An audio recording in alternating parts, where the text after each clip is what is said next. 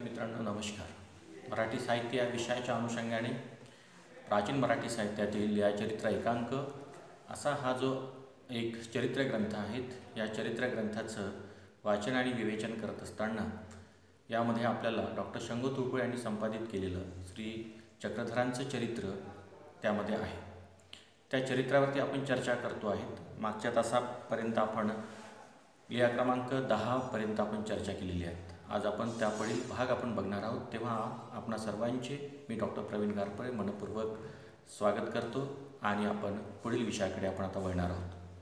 विद्यार्थी मित्रांनो, आपण यापूर्वीच्या ज्या 5 लिहा आपण बघितलेल्या होत्या त्यामध्ये द्यूतक्रीडा, श्रीप्रभू दर्शनागमन, अवस्था स्वीकारू, मुक्ताबाई भेटी, कांतीये श्री चांगदेवराव शिष्या भेटी अशा प्रकारच्या लिहांचा आपण अभ्यास मागच्या तासाला आपण केलेला आहे.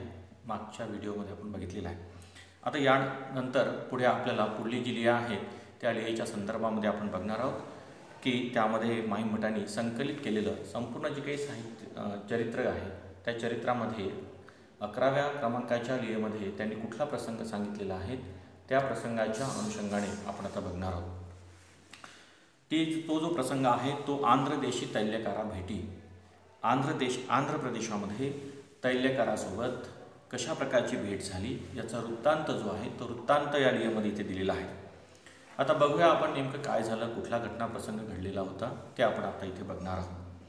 पांचाळेश्वरी पिंपळा तई उभी असती. पांचाळेश्वर या ठिकाणी एका पिंपळाच्या झाडाखाली गोसावी उभे होते आणि आपे गावीचा अनंत देव ब्राह्मणू तयासी अभियोगू झाला.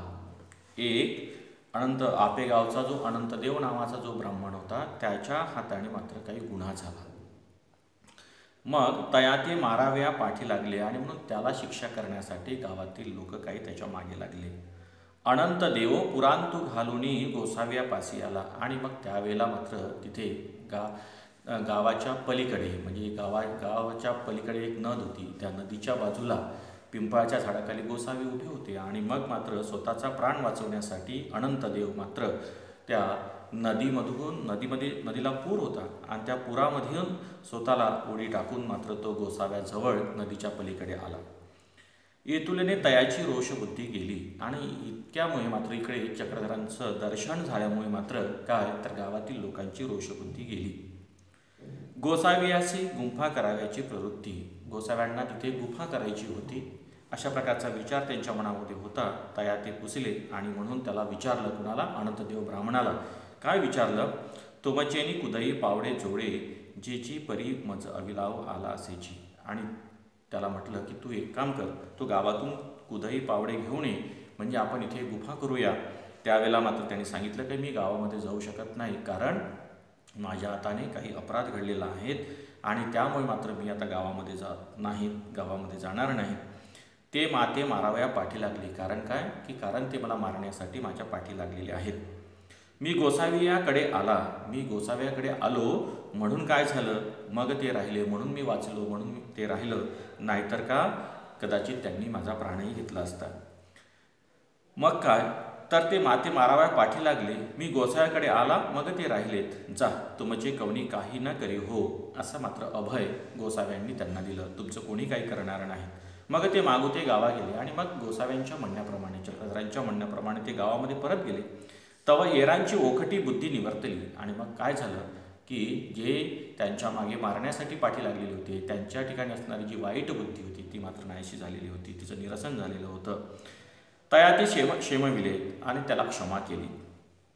मग तीही धरुणी कुदई पावडे गोसाव्यापाशी घेऊन आले आणि मग मात्र ते कुदई पावडे घेऊन मात्र तो अनंतदेव ब्राह्मण कोणाजवळ? गोसाव्याजवळ घेऊन आला. मग गुंफा करिता बाईसी म्हणतले. गुंफा करत असताना मात्र बाईसा नावाची एक स्त्री त्या ठिकाणी होती आणि ती मात्र त्या अनंतदेवाला म्हणाली, काय म्हणाली? बाबा बटिकुरे कास्या सिनजविती असत ती. बाबाशी काय येतं ठाकले असे? ती त्या अनंतदेवाला म्हणू लागली, बाबा बटिकुरे म्हणजे लहान मुलासारखं. कासिया सिनजिती, कशाला मात्र तू या ठिकाणी कष्ट करून आलेला आहे, कशाला इथे हे सगळं गुंफा करण्याचं कष्ट तू करतो आहेस, त्याला बाबा इथे काही मुक्काम करणार आहेत का, असा प्रश्न तिने केला. यावर तैल्यकाराची गोष्ट सांगितली आणि यावरून मात्र तिला तैल्यकाराची गोष्ट सांगितली की जे आंध्रदेशी तैल्यकारा भेटी, म्हणजे आंध्र देशामध्ये तैल्यकाराची गोष्ट सांगितली. आंध्रदेशी एकाकी असता एकी गावी तेलिया एकाची या घरा पानपटी बीजे केलीत. काय झालं, एक दिवस काय झालं की आंध्र प्रदेशामध्ये एकाकी असताना, म्हणजे एकांकातला प्रसंग आहे, जेव्हा कुठलाही शिष्य अनुयायी त्यांच्याकडे नव्हते, त्याला एकांकाचं जेव्हा भ्रमण सुरू होतं त्यावेळेचा तो प्रसंग होता. म्हणून आंध्र प्रदेशी एकाकी असता एकी गावी तेलिया एकाची या घरा पानपटी बीजे केले. एका तेल्याच्या घरी पहाटेलाच त्यांच्या घरी गेलेत आणि गेल्यानंतर उदयासी तव तो तेली नदी हात पाय धुवू गेला होता आणि सकाळीच पहाटेलाच त्या घरचा मात्र जो तेली होता तो मात्र नदीवरती मात्र हात पाय धुण्याकरिता शुचिर्भूत होण्याकरिता तो गेलेला होता. आणि गेला असताना मात्र काय झालं, तयाची तेलीने अंगणी सुबाज सुपवतीवरी निजली होती आणि त्याची पत्नी जी होती ती पत्नी अगदी अंगणामध्ये खाटेवरती झोपलेली होती. असं असताना ती सगळे गोसावी पडू स्वीकारला आणि गोसावी पहाटेच त्याच्या घरी गेले आणि त्याची पत्नी जे अगदी मात्र अंगणामध्ये झोपलेली होती तिच्याच खाटेवरती तिच्यासोबत मात्र त्यांनी झोप स्वीकारली. तयाची पासवडी पांघरुणी, तिची पासवडी म्हणजे तिचं जे वाकळ होती, जी काही पांघरुण तिने घेतलेलं होतं ते तिचं पांघरुण ओढून मात्र ती त्या ठिकाणी झोपले. तेव्हा ती गजबजूनी उठली आणि ती मात्र एकदम तिला जाग आला आणि ती उठली आणि उठल्यानंतर मेलिये ओ माझा सरिसा कोण नेनू ऐकू निझेला, आणि मात्र मेलिओ माय मुली मेलिओ अशा प्रकारची मात्र ती ओरडून उठली आणि ओरडल्यानंतर मात्र माझ्यासोबत कोणीतरी एक माणूस येऊन इथे झोपलेला आहे असं मात्र ती म्हणत ओरडू लागली. ऐसी बोबावती बाहेर निघाली, असं म्हणत मात्र ती बाहेर निघाली. तेथं मांदी मिळाली आणि सगळीकडे जिकडे तिकडे मात्र ही गोष्ट जी आहे पसरायला सुरुवात झाली, सर्वांना ऐकायला गेली. एक त्या पुढा सांगू गेले आणि मग तिथला एक मनुष्य पुढेच मात्र तिच्या पतीला सांगण्यासाठी नदीकडे तो धावत गेला. आगा तुझी स्त्री सरिसा कोण नेनो ऐकू निझला, आणि त्याला सांगितलं का अरे तुझ्या पत्नीसोबत कोणीतरी मात्र एक बाहेरचाच व्यक्ती आलेला आहे, तो तिच्यासोबत झोपलेला आहे, अशा प्रकारचं त्याला सांगितलं. त्याने आपला नियम सारला, त्याने आपला ते अगदी मात्र प्रातविधीचा नियम सारला आणि त्यानंतर मग आला खांडे घेऊन. त्याला अगदी मात्र राग क्रोधाने अगदी मात्र तो त्या ठिकाणी आला आणि नंतर गोसावी श्रीमुख पांघरुणी पवडलेले होते आणि गोसावी मात्र त्या ठिकाणी अगदी मात्र पांघरुण घेऊन मात्र ते त्या ठिकाणी काय केलेलं होतं ते अगदी मात्र झोपलेले होते. असे असताना मात्र तेने पासवडी आसुडली, त्याने तशीच मात्र ती वाकळ ओढली आणि श्रीमुख देखिले आणि पाहते तर कोणाला गोसाव्यांचं त्यांना श्रीमुख दिसलं आणि रोखबुद्धी निवर्तली आणि मात्र काय झालं, त्याच्या ठिकाणी जो राग होता तो मात्र नाहीसा झाला. हातीचे खर्ग गळून पडले, हातामध्ये जे त्यांना शिक्षा करण्यासाठी जे काही खर्ग घेतलेलं होतं ते सुद्धा मात्र हातातून गळून पडलं. ई आलिंगा माझ्या घरा सोमनाथ तो आला, आणि त्याला साक्षात्कार कोणता झाला तर प्रत्यक्ष देवच माझ्या घरी आला आहे असा साक्षात्कार झाला. मग मनात तो म्हणाला, ये आलिंगा माझ्या घरा सोमनाथू आला, माझ्या घरी कोण आला, प्रत्यक्ष सोमनाथ आलेला आहे, मलिनाथू आलेला आहे. अवघे जा तुम्ही, आणि सर्व लोक जे गोळा झालेले होते त्यांना सांगितलं की तुम्ही आता इथून निघून जा. ये गोसाव्याच्या श्रीचरणा लाग, आणि तू काय कर, गोसाव्याच्या आता श्रीचरणा लाग. आजी तू जेतुलीशी जाणती तेतुली रांधी, आणि तुला आज जितक्या प्रकारचे पदार्थ तुला करता येते तेवढ्या प्रकारचे पदार्थ तू मात्र तयार कर. आपण हाटा गेला, स्वतः बाजारामध्ये गेला आणि गेल्यानंतर पूजा साधन तांबूळ सरे घेऊन आला. पूजेचं सर्व साहित्य तो घेऊन आला. सरे उगविली आणि सर्व साहित्य त्यांनी अर्पण केलं. बाई ते सराचे दी मुठी एसनी सरे, मग सरे आरोग्य केली, आणि मात्र त्या दिवशी तिने मात्र सर्व जे हे केलेलं होतं ते सगळेच अर्पण केलं. मग आरोग्य केली, मग मर्दना दिधली, मादने झाली, सलदीचा धुवटू ओली साऊला ओळगविला, पूजा केली, सर्वज्ञ म्हणतले. काय झालं की त्यांनी जेवण केलं, आंघोळ झाली, मालिश झाली, त्यानंतर मात्र काय तिने जो अगदी मात्र रेशमी कपडा त्यांनी काही नवीन जो काही विकत आणलेला होता तो त्यांनी त्यांना दिला आणि अशा प्रकारची त्यांची यथोचित पूजा केली. पूजा केल्यानंतर सर्वज्ञ म्हणले, बाई तो सांप्रदायिक पूजा करू जाणे, तुला तर मात्र अगदी संप्रदायाच्या अगदी मात्र नियमावलीप्रमाणे तुला काय करता येतं, पूजा करता येतं. त्यावेळेला मग आरोग्य झाली आणि मग मात्र त्यांनी जेवण केलं. गुळला झाला, फोडी ओळगविला, फोडी म्हणजे सुपारी वगैरे दिली, विड्या करून दिल्या, विड्या म्हणजे पानाचा विडा करून दिला. बाज सुपवती झाडली आणि मात्र बाज खाट स्वच्छ केली आणि त्यावरती सुपवती म्हणजे त्या गादी वगैरे ज्याला आपण बिछाणा म्हणतो ते मात्र त्या ठिकाणी झाडली. गोसावी पौडू स्वीकारला आणि गोसाव्याला झोपायसाठी ती खाट दिली. त्याची थाळा ताटी आपण दोघे बैसली आणि ज्या ताटामध्ये गोसाव्यांनी जेवण केलेलं होतं त्याच ताटामध्ये दोघंही पती पत्नी बसले आणि जेवण करायला लागले. जेवण करत असताना मात्र बघा दैवभाग्य आमूचे असं मात्र म्हणू लागलेत. आपलं खरोखरच दैवभाग्य आहे की आज आपल्याला चक्रधरांसारखे अगदी मात्र एक ईश्वरी पुरुष आपल्या घरी आला आणि आपल्याला त्यांच्या ताटामध्ये आज जेवणाचं भाग्य आपल्याला लाभलं. अशा प्रकारचा विचार जो आहे तो विचार मात्र ते मनोमन करू लागलेत, एकमेकापाशी व्यक्त करू लागलेत आणि त्यापासून जे सुख होतं ते सुख अनुमोदू लागले. ऐसे सुख अनुमोदिती जेविली. मग एकू श्रीचरण एके घेतला तथा दुसरा श्रीचरण एके घेतला. चरण संहारण केले आणि गोसावी झोपले असताना एकाने एक पाय आणि दुसऱ्याने दुसरा पायाशी त्यांचं चरण पाय दाबून देण्याचं काम केलं. मग गोसावी पोहळले आणि मग गोसावी झोपले. पाठी सागळ भरून ठेवली. त्यांच्या बाजूला सागळ म्हणजे पाण्याची पिशवी भरून ठेवली की रात्रीला तहान वगैरे लागली तर पाणी प्यायला बरं होईल म्हणून. आणि मग काय तेही निजले आणि मग ते मात्र घरचे जे तो तेली आणि तेलीन दोघेही मात्र झोपी गेले. रात्री तृषेची प्रवृत्ती झाली आणि मग मात्र काय रात्री त्यांना तहान लागली. कोणाला? चक्रधरांना. ते गावी तुंगभद्रा नावे नदी. त्या गावामध्ये एक तुंगभद्रा नावाची नदी होती. तयांची वस्त्रे परितेजुनी आपुली घेऊन तेथं बीजे केले आणि मग त्यांना जे नवीन वस्त्रे त्या पूजा करताना मिळालेली होती ती वस्त्र त्यांना परत केली आणि परत केल्यानंतर तिथेच टाकून दिली आणि त्यांनी आपली जुनी वस्त्र परिधान केली आणि तिथून मात्र काय तिथून ते नदीकडे आलेत. नदीजवळ आल्यानंतर मात्र बघा काय झालं की उदक प्राशनकरिता थोंब खचले आणि नदीवरती आल्यानंतर तहान नदीतलं पाणी पिण्यासाठी मात्र ते नदीच्या काठावरती गेले. पाणी पित असताना मात्र नदीचा काठ खचला आणि खचल्यानंतर मात्र मूर्ती झळमिली आणि तसेच मात्र ते पाण्यामध्ये जाऊन पडले. तैसेची पुरामध्ये विजय केले आणि तसेच मात्र पुरामध्ये वाहत वाहत ते पुढे जायला लागलेत. मग उदयासी गुरुवे म्हणू लागली आणि मग असं करता करता ही रात्रीची गोष्ट होती आणि मग असं करता करता हळूहळू दिवस उजाडला आणि उजाडल्यानंतर पाहते तर सकाळी मात्र गुराखी जे आपल्या गायी घेऊन आले होते पाहते तर नदीतून एक माणूस वाहताना त्यांना दिसला आणि ते म्हणू लागले, अरे माणूस एके पुरे येताय रे. मूर्ती जेथं थडी लागली तेथे बीजे केले आणि मग मात्र अरे कोणीतरी एक माणूस पुरामध्ये वाहत येत आहे असं म्हटलं आणि असं करता करता वाहत असताना ज्या ठिकाणी एका बाजूला ते लागलेत त्यावेळेला मात्र त्याच थडीवरती त्याच ठिकाणी ते जिथे आपण पिंपळाच्याच आपल्याला झाडाखाली जे काही आपण ते उभे होते असं जे आपण म्हटलेलं होतं त्या ठिकाणी तिथे येऊन ते पोचले.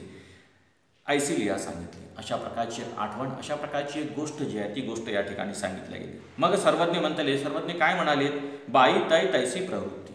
म्हणजेच काय त्यांची प्रवृत्ती जशी होती तसं ते घडलं.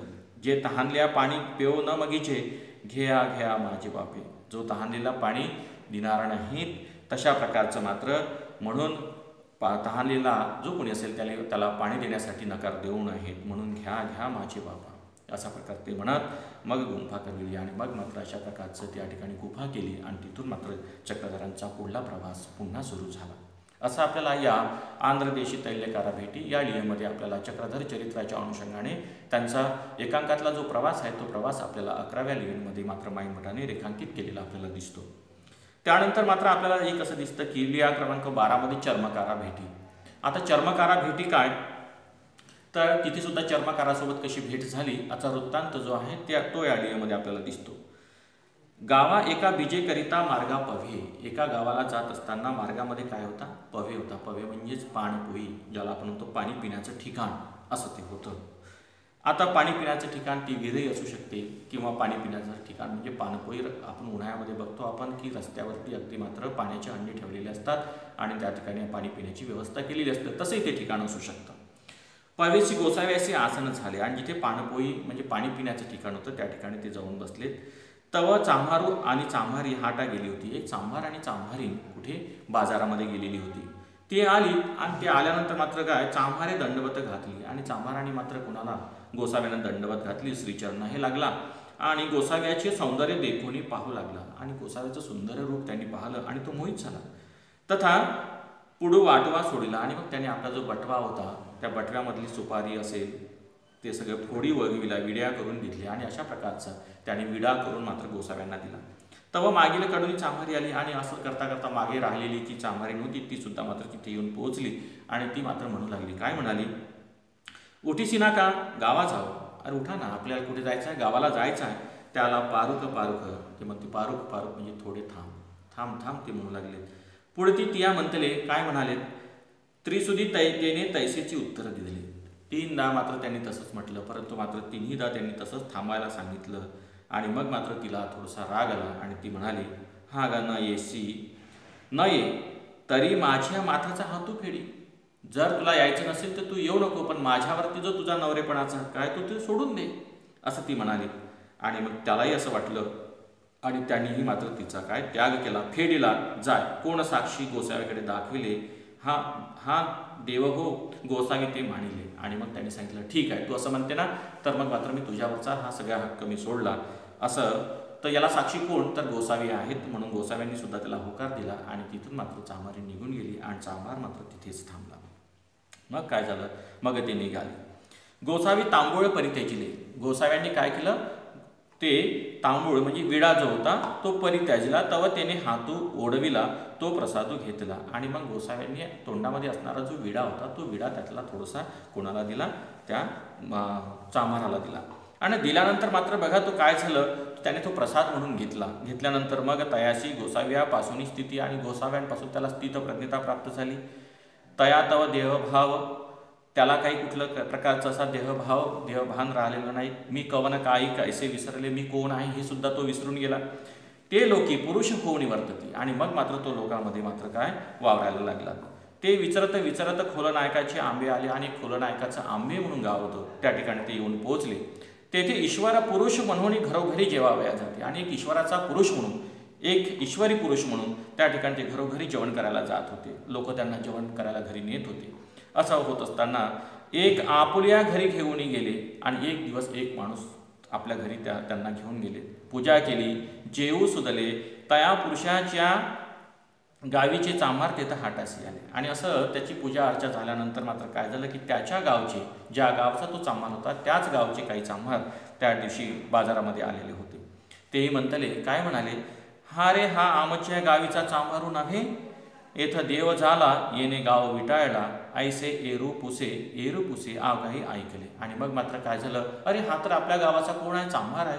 याने तर मात्र काय अशा प्रकारचं ईश्वरी रूप धारण केलं आणि यांनी मात्र सगळीकडे मात्र सर्व गावामध्ये जाऊन सर्व गाव विटाळला, अशा प्रकारचं ते म्हणू लागले. आणि असं म्हणत असताना मात्र काय ही बातमी जिकडे तिकडे पसरू लागली. असं करतानाच काय झालं की ते जगदेव विंझदेव अधिकारी, त्या गावातले अधिकारी जे होते जगदेव आणि विंझदेव, तेही स्मार्त बोलाविले. त्यांनी आपल्या सर्व कुणाला सैनिकांना बोलावलं आणि काय निबंध काढले, तीही म्हणतले.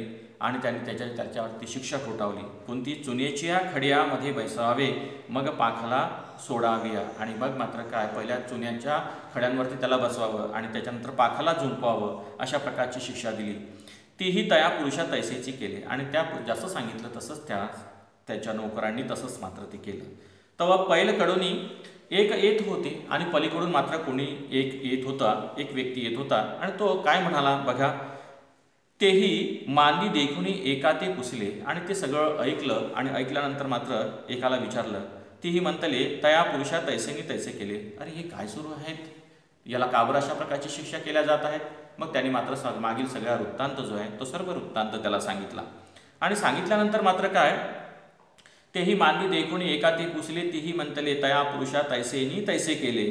मग एरी म्हणतले, मग मात्र काय म्हणाले, अरे तो व्यक्ती मग त्या व्यक्तीला सांगू लागला, काय म्हणाला, तुम्ही तयासे काय कराल, अरे तुम्ही त्याला काय कशा प्रकारची शिक्षा देऊ शकता. ते पहिरा हाटा आतू गळा माळ, मी तर त्याला बाजारात पाहिलं आताच, आणि बाजारामध्ये त्याच्या गळामध्ये माळ आहेत. आणि माळ पण अशी आहे की ती मात्र काय आहे, सुकत नाही आहे, सुकलेली माळ नाही. तोंडी तांबूळ आहे, तोंडामध्ये विडा आहेत.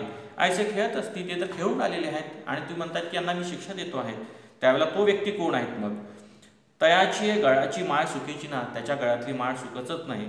मग महदायसी पुसली. आणि मग महदायसीने विचारलं, हा जी तयासी काय झालेत. मग ज्या अधिकाऱ्यांनी त्याला कुठल्या प्रकारची काय शिक्षा दिलेली होती, त्याचं काय झालं तेच विचारत असताना सर्वज्ञ म्हणतले तया तव तयाचा निर्वंश झाला. आणि अशा प्रकारे त्यांचा पूर्णपणे निर्वंश नायनाट झाला. अशा प्रकारे मात्र या ठिकाणी चर्मकारा भेटी या लीलेमध्ये आपल्याला एक असं दिसतंय की चर्मकारासोबत कशी भेट झाली, त्याला स्थितप्रज्ञता कशी प्राप्त झाली, त्याला गावातील लोकांनी जेवण करण्यासाठी आपापल्या घरी कसं नेलं आणि तो ईश्वरी पुरुष नसून तो पलीकडच्या गावातील चांभार हे माहीत झाल्यानंतर मात्र त्याला कशा प्रकारे त्या अधिकाऱ्यांनी शिक्षा दिली.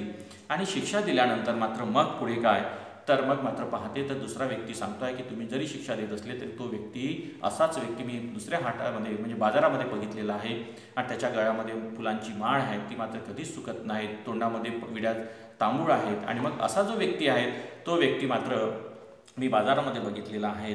त्यावेळेला मात्र महदयसीने विचारले मग तुम्ही मला एक सांगा की त्याला कशा प्रकारची शिक्षा झालीत आणि मग मात्र ज्यांनी शिक्षा दिली त्यांचं काय झालं. त्याला त्यांनी सांगितलं की त्यांचा निर्वंश झाला. अशा प्रकारे म्हणत मात्र एक आठवण माई मठाने चर्मकारा भेटी या लियेच्या माध्यमातून आपल्या इकडे इथे आपल्याला आपल्यासमोर ठेवलेली आपल्याला इथे दिसून येते. त्यानंतरची पुढची लीला जी आहे ती आहे द्यूतक्रीडा. द्यूतक्रीडा बघा आपण यापूर्वीची 6व्या क्रमांकाची लीला जी आहे ती आपण द्यूतक्रीडा बघितली होती. आता ही दुसरी आपल्याला 13व्या क्रमांकावरती असणारी ही द्यूतक्रीडा आहे. बघूया आपण यामध्ये काय फरक आहे. हिवराई ये आपलं उपरी हे लिया सांगितले. हिवराईचा हा प्रसंग आहे आणि त्यावरून मात्र जो प्रसंग त्यांच्यासोबत घडला त्या प्रसंगानुसार ती एक आठवण सांगितली. बाई हे जू खेळ मी जुगार खेळत होतो, हे जिंके मी जिंकते होतो, परी हारविना पण मात्र हरत नव्हतो. गावी एकी जुवाठेआशी बीजे केले. एका गावामध्ये एका जुगार अड्ड्यावरती गेलो. जुवाऱ्याती म्हणतले त्या जुगार खेळणाऱ्यांना म्हणालो काय म्हणालो धुरे एकी पवाडू आती मला मुख्य जागी प्रवेश करू देता का, मुख्य जागी बसून मात्र मला खेळू देता का, येई जाऊची असं मात्र सगळेजण म्हणाले. आणि म्हणून ते परते सरले म्हणून ते मागे मागे सरले आणि त्यांनी जागा करून दिली. पवाडू केला म्हणजे प्रवेश केला. मग गोसावी खेळू लागले आणि मग मात्र गोसावी त्या ठिकाणी खेळायला लागले. बहुत कवडे जिंकले. खूप काही त्यांनी अगदी मात्र त्यांनी खूप काही कवडे जिंकले. लहान करुंगे कवडे वेचले आणि लहान अगदी मात्र त्या तिथे जे आहेत ते पैसे त्यांनी ते कवड्या जे आहेत ते पैसे जिंकले. आणि जिंकल्यानंतर लहान मुलांनी करुंगे म्हणजे लहान मुलं जी होती त्यांनी सुद्धा मात्र काही कवडे वेचले. पवित दिधले वेगळे कवडे केले ते श्रीकरी घेऊन दोन दिवशी धरले. आणि मग मात्र काय काही थोडेसे त्यातले वेगळे कवडे जेवढे आपल्याला लागते तेवढे घेतले आणि आपल्या पोटाशी धरून मात्र ते रांधवन हाटामध्ये येऊन पोहोचले. रांधवन हाटा बीजे केले. तेथे म्हणतले काय म्हणाले कवडा जेवण अन जोडे हो ये जोची. या मला कवड्यांच्या मोबदल्यामध्ये कोणी मला जेवण देईल का असं मात्र ते म्हणू लागलेत. आणि असं म्हणत असताना मात्र त्यांना जेवण करायसाठी एका जणांनी बोलावलं. म्हणून एकी बोलाविले. कवडे तयाशी दिले आणि त्याला ते कवडे सगळे देऊन दिलेत. तीही मर्दना दिदली मादने दिदली. तीही आपुले वस्त्रे ओळवली. आणि मग मात्र काय त्यांची यथोचित त्यांची आंघोळ वगैरे मालिश वगैरे करून मात्र त्यांना नवीन वस्त्र त्यांनी दिली. महिमेसारखी आरोगणा दिली आणि मात्र त्यांना जेवण असं दिलं की एखाद्या पर्वावरती एखाद्या चांगल्या प्रसंगाच्या निमित्तानं केलं गेलेलं जे जेवण असतं त्या पद्धतीचं जेवण त्यांना दिलं. मग गोसाव्याची आरोगण करिता तया अनाशी रूप करीती. आणि मग मात्र गोसावी जेव्हा जेवण करत होते त्यावेळेला मात्र त्यांना जेवण करत असताना त्यांचं अवलोकन मात्र बाकी लोक करत तिथले घरचे लोक करत होते. त्याने तयाशी सुख होय आणि त्यावर मात्र त्यांना मनोमन शांती आणि खूप सुख त्यांना प्राप्त होत होतं. मग तेही बाज सुखवती घातली त्यांनी. मग मात्र अशाच प्रकारे त्यांना झोपण्यासाठी बाज आणि बिछाणा त्यांनी टाकून दिला. मग पडू स्वीकारला आणि त्या ठिकाणी गोसावी त्यावरती झोपले. झोपल्यानंतर उदयासी फिटे तव तेथ असते. दिवस निघेपर्यंत ते तिथे थांबले. मग तयाची वस्त्रे ठेवून जुवाठ्या बीजे केली आणि मग मात्र काय त्यांची वस्त्र त्यांना अर्पण केली. जुनी आपले पुन्हा घालून घेतले. पुन्हा जुगार अड्ड्यावरती खेळायला गेले. हाटवटीची माणूसे आपापला व्यापार सांडून गोसावी याते अवलोकिती. हाटवटीचे म्हणजे त्या बाजार ओळमध्ये जी उपहारगृहाची चाळ होती त्यामध्ये त्यांचे व्यापार करणारे जे व्यापारी होते त्यांनी आपापली कामं सोडून मात्र ते गोसाव्यांचंच अवलोकन करत होते.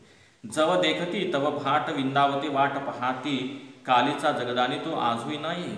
आणि म्हणून मात्र काय असा हा कालीचा जगदानी म्हणजे ईश्वरी पुरुष आतापर्यंत अजून का आला नाही अशा प्रकारची मात्र वाट सर्व व्यापारी लोक जे आहेत ते पाहत होते. आणि तेही दिवशी जिंकती. आणि काय झालं दुसऱ्या दिवशी सुद्धा तशाच प्रकारचे ते जिंकले. आरोग्याने पुरते ठेवले, जेवणापुरतं जवळ ठेवलं आणि येर वेचती आणि बाकीचे सगळे दुष्मित्रांना वाटून दिले. ते दिवशी आणि का घरा बीजे केले, त्या दिवशी पुन्हा आले तर ते दुसऱ्याच्या घरी गेले, त्याच घरी पुन्हा नाही गेले, दुसऱ्या घरी गेले. अधीर दिसाची या रांधवणी दुना लाभ होय. आणि अगोदरच्या दिवशी ज्यांच्याकडे गेले होते त्यांना व्यापारामध्ये दुप्पट लाभ झालेला होता. ते गोसाव्याची वाट पाहत असते आणि ते सुद्धा गोसाव्यांची वाट बघत होते. आणि असं असताना मात्र यापरी तेथ केतुल एक दिसू होते, मग बीजे केले. अशा प्रकारे काही दिवस त्या ठिकाणी ते होते आणि तिथे मात्र ते निघून गेले. अशा प्रकारचा जो वृत्तांत आहे तो वृत्तांत आपल्याला या लिहिमध्ये आपल्याला बघायला मिळतो. म्हणजे एकंदरीत आपल्याला एक असं दिसतं की या द्यूत क्रीडेमध्ये ईश्वरी एक अवतार असल्याचं त्या ठिकाणी चक्रधरांचं आपल्याला दिसून येतं की जुगार खेळत असताना मात्र अगदी मात्र जुगारामध्ये न हरणे. आणि इतकंच नव्हे, जे काही आपल्याला जिंकलेले जे काही कवडे होते, जे काही पैसे होते ते फक्त जेवणापुरते जवळ ठेवायचे, बाकीचे इतरांना वाटून द्यायचे. आणि त्यानंतर मात्र पुन्हा दुसऱ्या दिवशी पुन्हा खेळायला जायचं. आणि ज्यांच्या घरी ते जेवण करायला गेलेले होते त्यांना मात्र व्यापारामध्ये अगदी मात्र दुप्पट असा लाभ झालेला होता. या सगळ्या गोष्टी ज्या आपल्याला इथे दिसून येतात त्या चक्रधरांच्या ठिकाणी असणाऱ्या ईश्वरी अवताराच्या दिसून येतात असं आपल्याला म्हणता येईल. आता त्यानंतर आपण एक लिहा पुन्हा आपण बघणार आहोत आणि ती म्हणजे भक्ता भेटी. असं आपल्याला या लिहाच्या अनुषंगाने एक आठवण पुन्हा चमाई मठाने या ठिकाणी सांगितली. आणि ती म्हणजे अशी की ओरंगळ प्रदेशी गावी एकी पाणीपात्राची बीजे केली. ओरंगळ प्रांतामध्ये, ओरंगळच्या भागामध्ये एक भिक्षा मागण्यासाठी गोसावी गेले असताना काय झालं, शेवटेली एकी घरी ब्राह्मणे मैकी म्हणतले. एका शेवटच्या घरी भिक्षा मागत असताना तिथल्या एका ब्राह्मणाने त्यांना म्हटलं, काय म्हणाले, जी गोसाई ये नगरी जव असते तव माझ्या घरी उपरी असे. तुम्ही जोपर्यंत या नगरामध्ये आहेत तोपर्यंत तुम्ही काय करा तर माझ्याच घरी वास्तव्य करा. अशा प्रकारची मात्र विनवणी त्या ब्राह्मणाने मात्र गोसाव्यांना केली. तेथं बीजे केली आणि मग मात्र तिथे गेले. उपरी वरी बाज सुपवती घातली आणि तिथेच त्यांच्या घरी त्यांची झोपण्याची व्यवस्था केली. केतुल एक दिस तेथ होते. काही दिवस त्या ठिकाणी त्यांचं वास्तव्य होतं. ऐसा लोक भको लागला, कोणी काही बोले, कोणी काही बोले. आणि मग लोक मात्र त्यांच्या बाबतीमध्ये काही थोडं बोलत असताना मात्र काय म्हणाले की बघा की गोसावी ये नगरी जवळ असती तव माझ्या घरी असे उपरी असे, असं मात्र ते म्हणत असताना मात्र तेथं त्यांनी बिढार केलं. आणि त्या ब्राह्मणाने त्यांना सांगितलं, माझी बहीण सेवादास्य करेल, माझी बहीण तुमचं काय करेल, सेवादास्य करेल. असं मात्र आपल्याला त्यांनी सांगितलं. गोसावी विनवणी स्वीकारली आणि गोसाव्यांनी ती विनवणी स्वीकारली. आणि मग मात्र त्या ठिकाणी तिथे काही दिवस राहिले आणि तिथे त्यांची झोपण्याची वगैरे व्यवस्था केली. मग मात्र त्यांची त्या ब्राह्मणाची बहीण मात्र त्यांचं सेवादास्य करत असताना काही दिवस तिथे लोक मात्र त्या संदर्भामध्ये वेगवेगळे काही बोलू लागलेत. ऐसा भको लागला, कोणी काही बोले, कोणी काही बोले. कोणी अगदी मात्र काही म्हणत होते, कोणी काही म्हणत होतं. त्याने म्हणते, मी आपला डोळा देखीन मग जे करावे ते करीन. तुम्ही जे सांगता त्यावरती माझा विश्वास नाही, परंतु मात्र काय मी माझ्या डोळ्याने जेव्हा प्रत्यक्ष बघीन तेव्हाच मी त्याच्यावरती काय निर्णय घ्यायचा तो घेईन. मग ते पाहू टाकले आणि मग त्यांनी ठरवलं का आता आपण लोक म्हणतात तसं आपण नेमकं आहे का ते बघण्याचं त्यांनी ठरवलं. तेव्हा गोसावी पवळलेली असते, गोसावी झोपलेले होते. झोपले असताना मात्र काय झालं, ते बाई पोटू कोळिया दे थापणती होती तयाशी तैसाची डोळा लागला. आणि ती मात्र हातपाय दाबत असताना मात्र पोटावरती थापटत असताना मात्र असं करत असताना तिचाही डोळा लागला आणि तिची डोळी मूर्ती लागली. आणि मग मात्र तिचं डोकं मात्र त्या मूर्तीला म्हणजे गोसाव्याच्या शरीराला लागलं. ऐसे देखून तीही म्हणतले. आणि असं पाहून मात्र काही त्याला मात्र लोक जे म्हणतात ते खरंच आहे की काय असं वाटायला लागलं. आणि तो ब्राह्मण काय हे नव्हे हे प्रवर्तविती असे मग ते क्षोभले. आणि म्हणून मात्र खरं लोक जे म्हणतात ती खरीच गोष्ट आहे असं त्याला वाटायला लागलं. आणि मग मात्र त्याला खूप राग आला.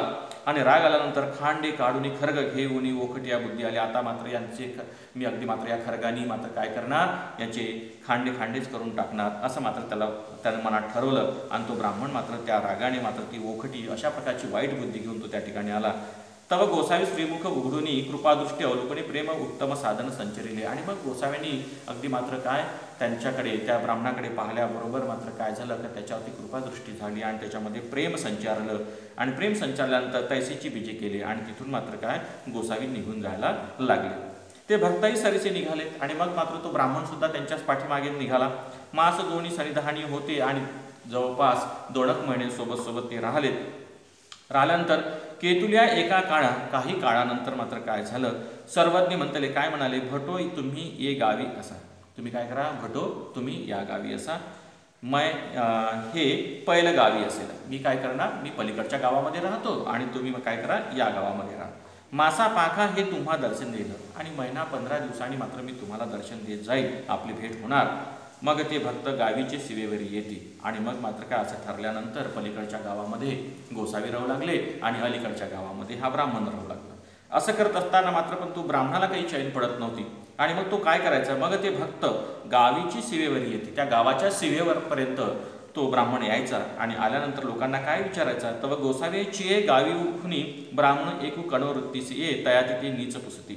आणि मग मात्र ज्या पलीकडच्या गावातून येणारे जे लोक होते, काही ब्राह्मण होते, त्यांना मात्र अगदी मात्र काकुळतेने येऊन मात्र अगदी प्रेमाने तो विचारायचा, त्या गोसाव्यांच्या संदर्भामध्ये विचारायचा. काय विचारा, भटो तुमचा गावी पुरुष एक असते की, तुमच्या गावामध्ये काय असतो, एक पुरुष असतो.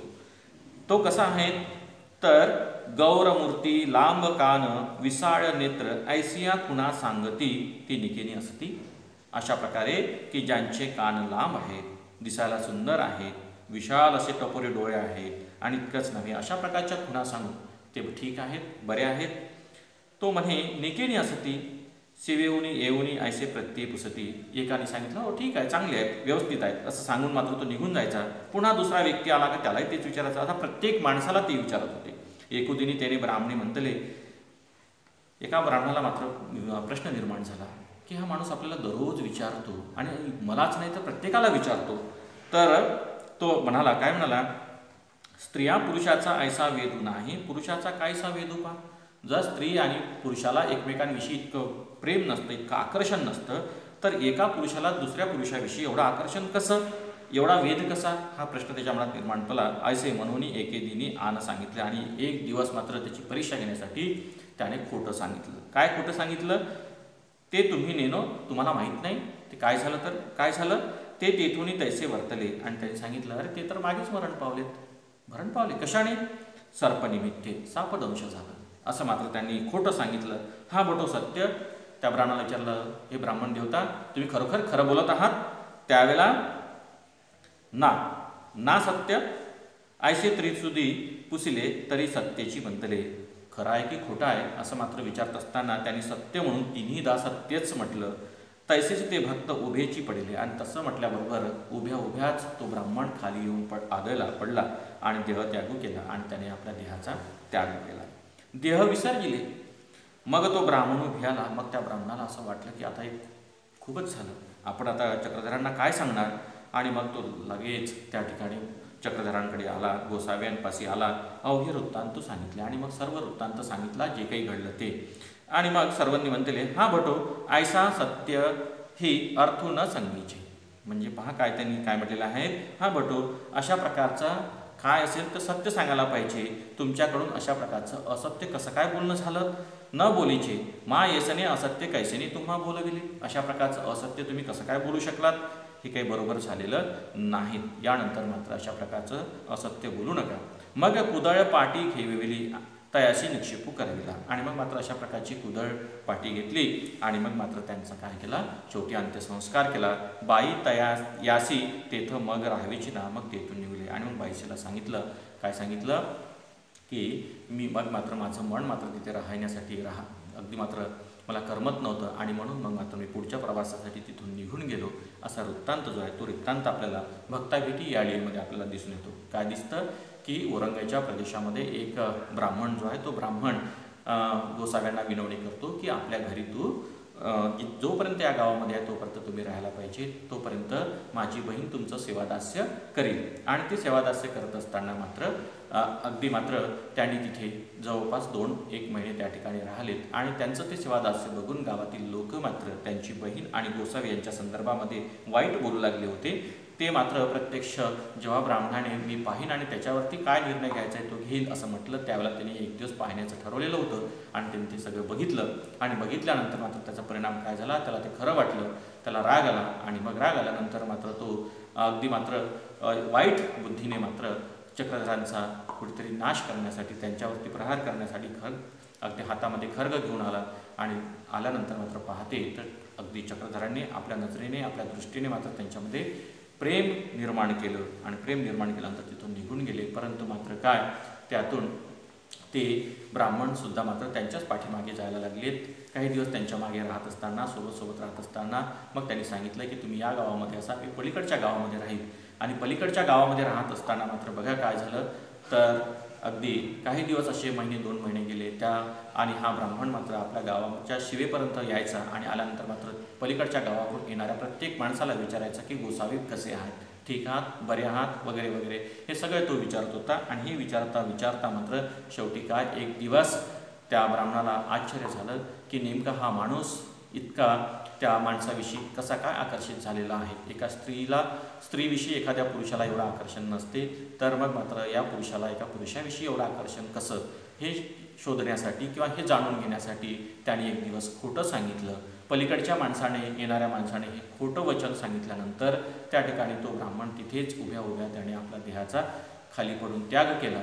आणि त्याग केल्यानंतर त्या ब्राह्मणाला अगदी मात्र तो घाबरल्यानंतर तो गोसाव्यांना ही सर्व हकीकत सांगितल्यानंतर गोसावी त्यांना म्हणाले की तुम्ही अशा प्रकारचं खोटं त्यांच्याच बाबतीत कसं काय बोलू शकलात, अशा प्रकारचं असं म्हणत मात्र शेवटी त्या ब्राह्मणाचा अंत्यसंस्कार गोसाव्यांनी केला आणि तिथून मात्र गोसावी निघून गेले. विद्यार्थी मित्रांनो, या ठिकाणी आपल्याला आपण ज्या लिया आज आपण अभ्यासलेल्या आहेत, आंध्रदेशी तैलकारा भेटी, चर्मकारा भेटी, द्यूतक्रीडा आणि भक्ता भेटी, अतिशय महत्त्वाच्या अशा ह्या लिया आहेत, आठवणी आहेत.